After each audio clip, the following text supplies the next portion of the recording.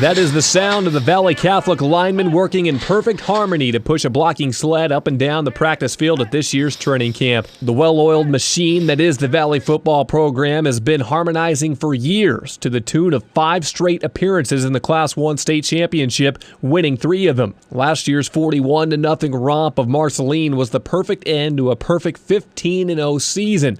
But 11th-year head coach Judd Nagger says that's in the past. We always go back to square one, and we feel like we spent a lot of time throughout the season on the fundamentals, and we go all the way back to the beginning. As far as stance and step, and all those things that we feel like we need to have in order to move into some of the more advanced stuff down the road. This year's group of seniors is the 3rd class in a row that has played in a state title game in every year of their high school career so far. And wide receiver defensive end Colton Schilly says they are well aware of the outside expectations that come with that. Yeah, it kind of puts that pressure on your back to fulfill all of what everybody else has done. You don't want to be that first team not to make it, but we're just going to try our best and see what we can do. Valle only lost 6 seniors from last year's dominant group, making them a favorite to get back to the Edward Jones Dome for a 6th straight time, but 5 of those seniors were starters and 3 were all-state. Quarterback Nolan Wood was one of those all-state players lost to graduation, so junior Connor Bosler is the next man up. He'll be able to get out there on the run. He'll be able to create some plays on his own. He's got a little more touch on the ball. I think he's going to have to work into being as a physical as Nolan was down the stretch. But I think he's got it in him. He's a very tough, competitive kid, and probably the most natural kid that we've had there since we've gone to the spread all the way back in 08. Colton Schilly can't wait to see what the more mobile Bosler brings to the table. Yeah, he's a little bit different quarterback than Nolan. Nolan was more of a pocket passer, I felt like, and I think Connor's really good on the move. He can make those plays on the move and on the run, and he can be more of a running kind of quarterback, which would be a little different for our offense, but it adds some kind of new type to our game. Valle also lost 2 talented wide receivers to graduation in Justin Roth and Bryant Vessel, and Connor Bosler played receiver in his sophomore season, leading the team with 14 touchdown receptions. But with him moving to quarterback, Colton Schilly will move from the line to bolster up a receiving core that took a big hit. We feel like we got some kids ready to have some amazing seasons out wide. Garrett Jagers had a great season last year. Jared Davis, was a starter on and off throughout the year, and he was able to score some. And Colton Schilly, will actually move from guard out to wide receiver, and he's probably one of the best athletes we've ever had in our football program, since I've been here. And Nick Oberly will be a junior.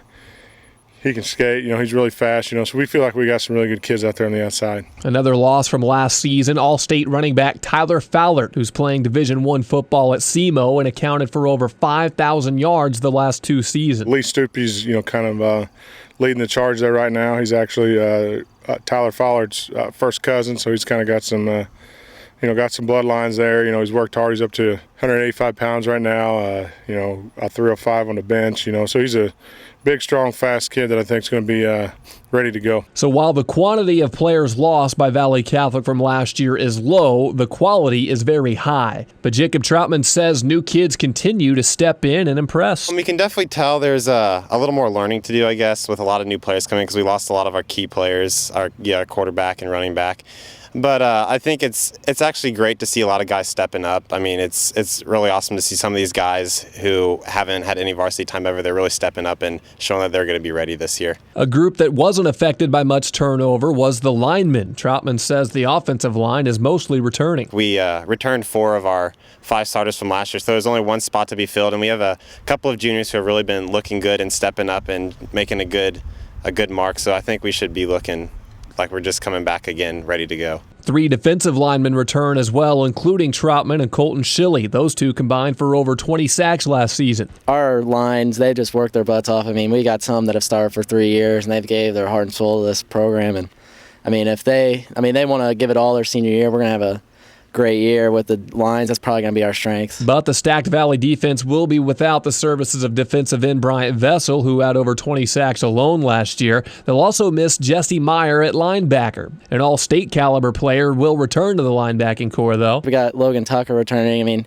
he's a little undersized, but he's got a lot of heart, and that's what's going to help us, and then we're either going to have somebody's going to have to step up into Jesse Meyer's place, and it's going to be tough shoes to fill, but I'm sure somebody can do it. And that Warrior defense only gave up 8 points per game in their latest run to a state title. With most of the pieces back in place, it's scary to think what they can do in 2014. But Troutman believes their depth is what's going to carry the team. I think we're just going to have a great team aspect this year. So many guys stepping up. I think one of our big strengths might be we might have so many guys ready to play through and have people ready to go in the game. And they'll need to be deep with the fast-paced offense they like to run. They'll be running players in and out quite a bit. They'll also need to be well-conditioned, something they improved upon last year. We really like to run fast offense, get on the ball and get going and outrun our opponents. And you can really tell, in games you got kids throwing up everywhere. And it's just really sweet to see how much the hard work pays off, and it really shows on the field when they're all dropping down and you're just getting started. Valley Catholic High School has won 12 football state championships. That's tied for the most in the state of Missouri in any class. Last year, they dominated opponents, outscoring them by an average of 45-8. Coach Nagger says there's no complicated recipe to their success.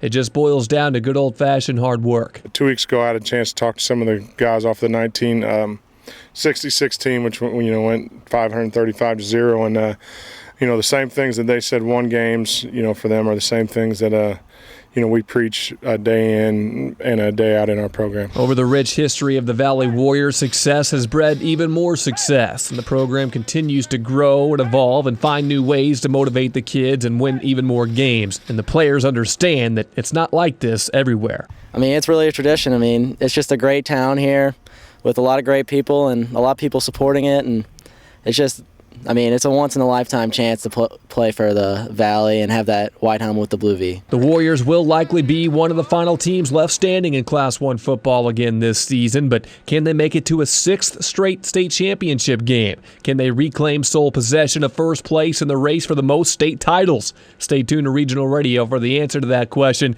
as we follow the Warriors all season long. Reporting for Regional Radio Sports, I'm Glenn Johnson.